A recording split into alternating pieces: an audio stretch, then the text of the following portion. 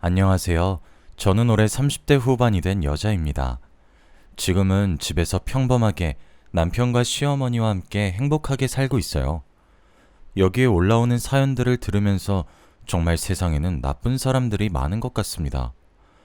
그런데 저도 얼마 전에 여러분들 못지않게 아주 못된 사람과 사건 사고가 있었는데요. 지금 그때만 생각해도 어떻게 이런 사람에게 잘못 걸렸나 싶습니다. 다들 저의 이야기를 들으시고 사람 정말 쉽게 만나면 안 된다는 것을 아셨으면 좋겠어요. 저는 남편과 오랜 연애를 했습니다. 사실 동네에서 어릴 때부터 같이 태어나고 자라서 양가 부모님들이 다 알고 계셨어요. 학창 시절에는 연애도 하지 않았고 단순히 절친으로만 지냈습니다. 그때 저는 공부를 잘하지 못했지만 남편은 굉장히 공부를 잘해서 저희 부모님께서 어릴 때부터 남편에게 우리 딸한테 장가와야 해 라고 장난반 진심반으로 말하셨죠. 그럴 때마다 저는 인상을 찌푸리면서 내가 왜 얘 같은 남자랑 결혼을 해 라고 했지만요. 남편은 저를 일대일 과외도 해주었고 남편 덕분에 어릴 적에 좋은 영향을 많이 받았습니다.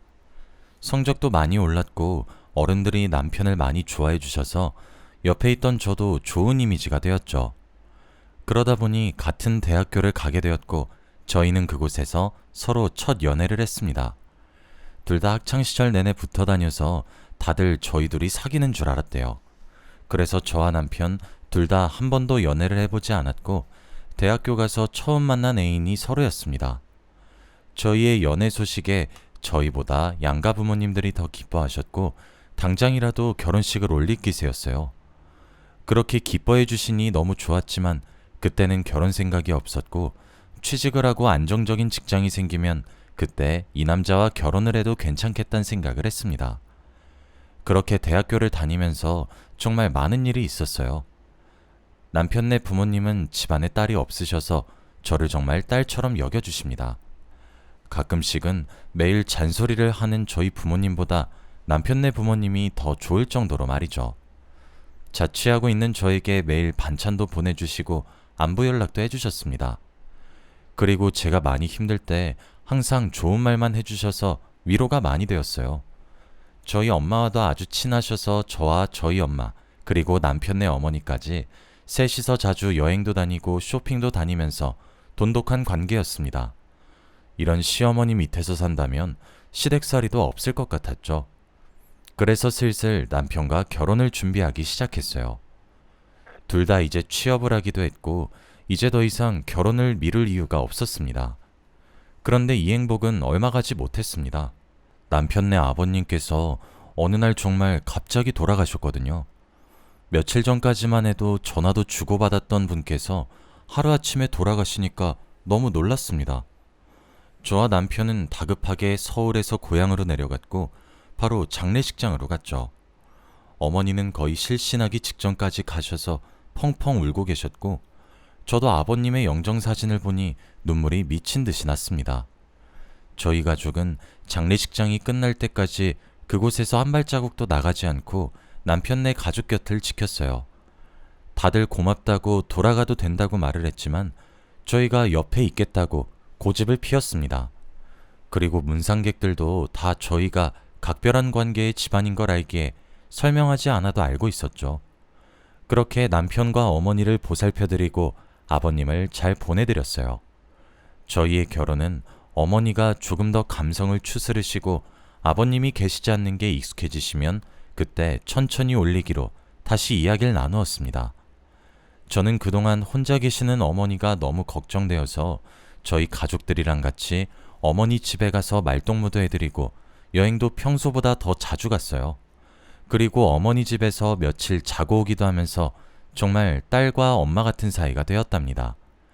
다행히도 저희의 이런 노력이 다행히 위로가 되셨는지 어머니는 금방 아버님 없는 삶에 적응을 하신 것 같더라고요. 저와 남편의 손을 잡고 어느 날 이제 결혼하라고 말씀해 주셨습니다. 저희는 너무 기뻤지만 다시 혼자 계실 어머니가 걱정이 되어 제가 어머니 집에 들어와서 시댁살이를 하겠다고 했지만 어머니가 먼저 저희 보고 분가를 하라고 했어요. 자신은 그렇게 꽉 막힌 시어머니가 되기 싫다며 눈치 보지 말고 나가서 살라고 했습니다. 그래도 저희는 자주 방문하겠다는 말을 남겼고 본격적으로 결혼 준비를 했지요. 다행히도 미리 저희가 생각해 놓은 결혼에 대한 의견이 있었기 때문에 어렵거나 힘들진 않았습니다. 그래서 속전속결로 결혼식을 올렸고 저희는 정식적인 부부가 되었죠. 저희가 일을 서울에서 하다 보니까 신혼집도 서울에 구했어요. 그런데 시어머니는 결혼하고 나서 저희를 더 아껴주셨습니다. 손수 만든 반찬도 택배로 자주 보내주시고 저희가 돈 벌지 말라고 해도 자식들 돈 어떻게 쓰냐며 저희 몰래 일을 하러 다니셨거든요. 몸도 시원치 않으신데 그렇게 한 푼 두 푼 아껴가며 버시는 것을 보니 정말 마음이 아팠습니다. 그래서 남편이 어머니 이제 좀 편안히 쉬세요. 아버지 남기고 가신 재산 많잖아요. 그거 쓰시면서 남은 생 평안히 보내세요 어머니 라고 했지만 어머니는 거부하셨습니다.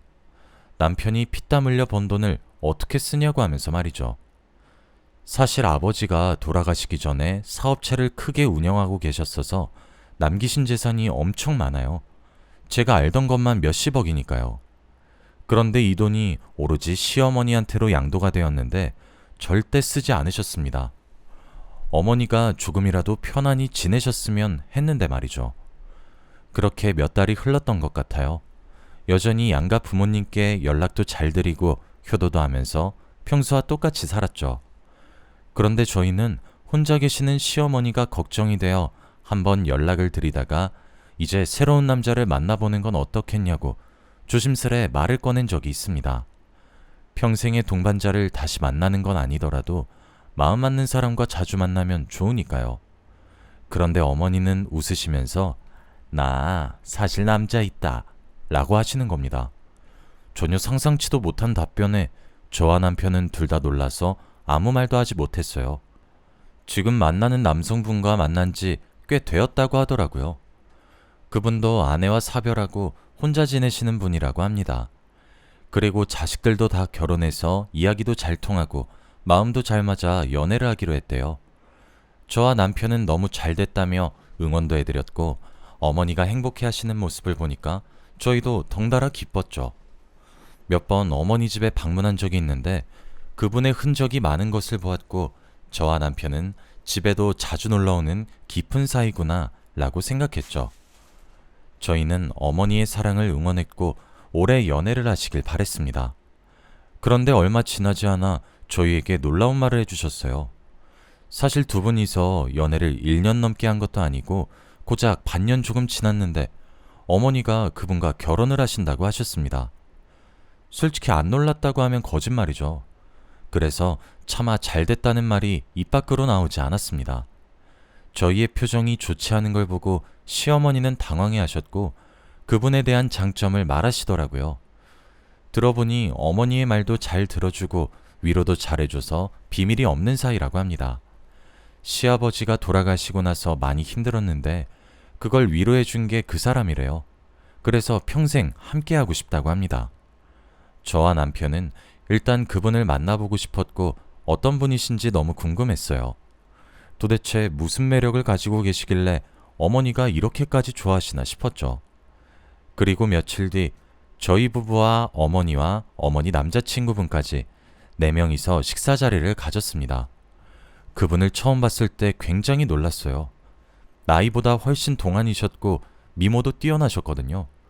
뿐만 아니라 자기관리도 잘하시고 되게 점잖은 모습이었습니다. 그리고 말 하나하나에 예의가 있었고 센스와 재치도 있었죠. 그 모습을 보고 저희 부부는 어머니가 왜 반한지 바로 알 수 있었어요. 그리고 어머니는 결혼을 하셨습니다. 저희 부모님도 사돈의 새 출발을 축하해 주었고 어머니가 이제 웃을 날만 있길 바랬죠.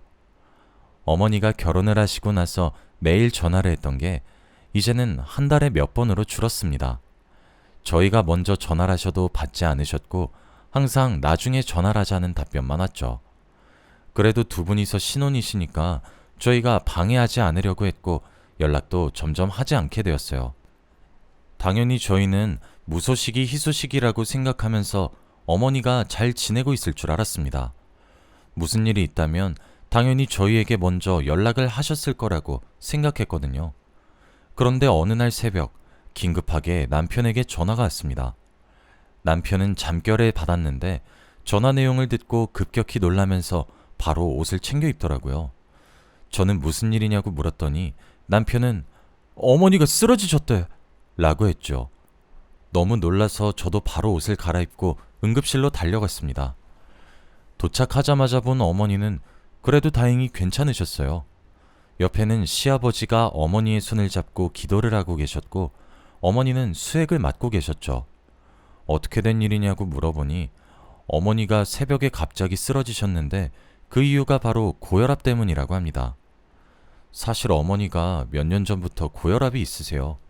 그래서 매일 약을 드시는데 약만 먹으면 쓰러질 일이 없거든요. 그런데 이렇게 쓰러지니 너무 의문이었습니다. 간호사도 시아버지에게 혹시 환자분 최근 들어서 고혈압 약 복용 안 하셨어요? 라고 물었고 시아버지는 아니요, 매일 꼬박꼬박 챙겨 먹었어요 라고 답했죠. 시아버지의 말에 간호사는 그러면 쓰러질 일이 없는데? 라며 혼자 갸우뚱하더라고요. 그렇게 어머니는 다음날 바로 퇴원을 하셨고 집으로 돌아가셨습니다. 그래도 한동안은 저희가 옆에 있으면서 병간호 좀 하려고 하니 시아버지가 괜찮다고 하시더라고요. 저희가 바쁘니 폐를 끼치고 싶지 않다고 했습니다. 그렇게 저희는 어머니를 보내드렸고 집으로 돌아왔죠. 다음날 어머니에게 연락을 드려도 받지 않았고 시아버지도 전화를 받지 않았습니다. 그저 문자만 딸랑 날라왔어요. 미안, 바빠서 연락 못했다. 잘 자렴. 그리고 그 주 주말에 어머니가 너무 걱정이 되어서 시댁에 방문하려고 했습니다. 미리 연락을 드리니 오지 않아도 된다고 하더라고요. 원래 결혼 전에는 저희가 간다고 하면 굉장히 좋아하셨는데 결혼하시고 나서 바뀌었습니다. 그렇게 저희는 명절 때까지 어머니를 뵙지 못했어요. 그리고 명절이 되었고 새벽 일찍부터 어머니 집에 갔습니다. 명절이니 당연히 저희가 와도 뭐라고 하시지 못할 줄 알았죠. 몇 달 만에 어머니를 뵈었는데 어머니의 모습을 보고 저희는 엄청 놀랐습니다. 어머니의 얼굴이 정말 많이 상해 있었거든요. 도대체 왜 이러냐고 말을 해도 두 분은 묵묵부답이었습니다. 남편이 약사여서 대충 어머니의 병에 대해서 저희보다 잘 알거든요. 그런데 남편은 고혈압약만 잘 챙겨 드시면 이럴 일이 없을 텐데 라고 했습니다. 남편의 말을 듣고 저도 많이 의아했고 어머니가 금방이라도 쓰러지실 것 같은 몰골을 하고 있으니 너무 놀랍고 두려웠어요. 어머니는 얼굴에 살이 다 빠져 있었고 온몸에 힘이 들어가지 않는다고 했습니다. 그리고 거동도 불편하시게 되었죠. 저희는 도저히 보고 있을 수 없어서 당장 병원에 가자고 했습니다. 그런데 시아버지가 나서서 극구 말리는 게 아니겠어요? 아니야, 괜찮다. 이 사람 어제도 병원 갔다 왔는데 아무 이상 없대. 그리고 제대로 된 검진 받으려면 몇 달 전부터 예약을 해야 해. 핑계를 대시며 계속 어머니를 병원에 안 보내려고 하는 것 같았고 저희는 도저히 이해할 수 없었죠. 옆에서 어머니도 시아버지의 말에 거들며 자기는 아무 이상 없다고 괜찮다며 저희 보고 걱정하지 말라고 하셨습니다. 그렇게 저희는 명절을 보냈고 새벽에 어머니를 재우고 시아버지와 술을 한잔하면서 이야기를 나누었죠. 그런데 갑자기 시아버지가 조금 취하셨는지 눈물을 흘리기 시작했습니다. 아이고, 내가 이 사람 없이 어떻게 살아가. 왜 이렇게 하루가 멀다 하고 말라가는지 모르겠네. 이 말을 하며 눈물을 흘리고 계셨고 우시는 시아버지를 보니까 괜한 의심을 한 건 아닌가 했습니다. 그러면서 시아버지가 이상한 말을 하시기 시작했어요. 그래서 지금 마누라 전 남편이 재산을 남겨놓았다고 하던데 근데 저 착한 사람은 나한테 다 준다고 하고 아휴, 내가 그걸 어떻게 받아. 갑자기 돌아가신 옛 시아버지의 재산 이야기를 하셨습니다. 저와 남편은 갑작스러운 전개에 당황스러워서 둘이 눈을 마주쳤고 왠지 쎄한 기분이 들었죠. 한 번도 재산이란 말을 하신 적이 없으신 분이 술에 취하셔서 그런지 그 뒤로도 계속 재산 이야기를 하셨습니다. 자기 전까지 저희에게 그 말을 하셨죠. 그래서 저희는 무언가가 잘못되었다는 것을 그제서야 조금 눈치를 챈 것 같습니다. 그리고 얼마 지나지 않아 저희는 충격적인 사실을 알게 되었어요. 시아버지가 술에 만취가 되어 어머니 옆에 재우고 저희는 술자리를 정리하고 있었습니다. 그런데 남편이 갑자기 뭘 떨어뜨리더라고요. 저는 그 소리에 너무 놀라서 남편을 보았는데 남편이 떨어뜨린 건 약통이었습니다. 무슨 일이냐며 달려가 남편을 보는데 손이 벌벌 떨리고 있었어요. 그리고 말을 제대로 하지 못했죠. 여보, 이거 고혈압약 아니야. 저는 그게 무슨 소리냐며 제대로 말해보라고 했어요. 약통이 진열된 곳에 고혈압약은 없었고 어머니가 드시던 고혈압약과 모양이 똑같이 생긴 이상한 약이 있었습니다. 저는 그 말을 듣고 너무 놀라서 입을 틀어막았고 정말 기절하는 줄 알았습니다. 그럼 지금까지 아버지가 이 약을 어머니에게 고혈압약이라고 속인 뒤 먹인 거였죠. 저희들 다 상상치도 못한 상황이라 할 말을 잃었고 남편이 먼저 정신을 차린 후 바로 경찰서로 신고를 했습니다. 그리고 한 10분 뒤 경찰들이 저희 집에 들이닥쳤고 시아버지를 연행했어요. 술에 취하셔서 사리분별도 제대로 못하셨고 쌍욕을 미친 듯이 내뱉더라고요. 저희는 그런 모습을 처음 봤기 때문에 너무 놀랐습니다. 시어머니도 잠결에 일어나셔서 무슨 일이냐고 물어보셨고 저희는 솔직하게 다 말씀드렸어요. 그러자 시어머니는 펑펑 울기 시작하셨습니다. 그리고 저희에게 숨기신 이야기를 말씀하셨어요. 알고 보니 저번에 한번 쓰러지시고 나서도 몇 번 더 쓰러지셨대요. 그런데 그때마다 시아버지가 간호사에게 부탁드려서 저희에게 연락을 하지 말라고 했고 시어머니한테도 애들 걱정시키지 말고 저희 알아서 해결해요 라고 했답니다. 그래서 시어머니는 그 말을 믿고 쓰러져도 저희에게 연락하지 않았대요. 그런데 병원에 가도 계속 약만 먹으라는 똑같은 말만 했고 쓰러지는 간격도 점점 짧아졌다고 합니다. 항상 약을 시아버지가 챙겨주셔서 당연히 고혈압약인 줄 알고 먹었는데 이럴 줄은 몰랐다고 하더군요. 저희도 어머니에게 죄송하다고 사과를 드렸습니다. 시아버지의 말만 듣고 병간호도 제대로 오지 않았고 몇 달이 지나서야 찾아뵈었으니까요. 어머니와 저희 셋은 껴안고 펑펑 울었어요. 지난 날들을 후회했고 어머니에게 평생 미안한 마음으로 살아야겠다고 생각했습니다. 그리고 경찰로 연행된 시아버지는 술에 취하셔서 자수를 다 하셨습니다. 어머니는 병원에 가서 제대로 된 치료도 받고 다시 고혈압약을 잘 먹고 계세요. 그때 일로 트라우마가 생기셔서 남이 주는 약은 절대 먹지 않습니다. 그리고 혼자 계시는 시어머니가 너무 걱정되어서 저희와 같이 살아요. 어머니는 저희와 살기 싫다고 민폐 끼치기 싫다며 극구 반대하는 걸 저희가 겨우 고집을 피워서 모시고 살기로 했습니다. 어머니 덕분에 집안의 분위기가 더 좋아졌고 항상 저에게 잘해주셔서 이런 시어머니는 어디에도 없다고 자부할 수 있어요.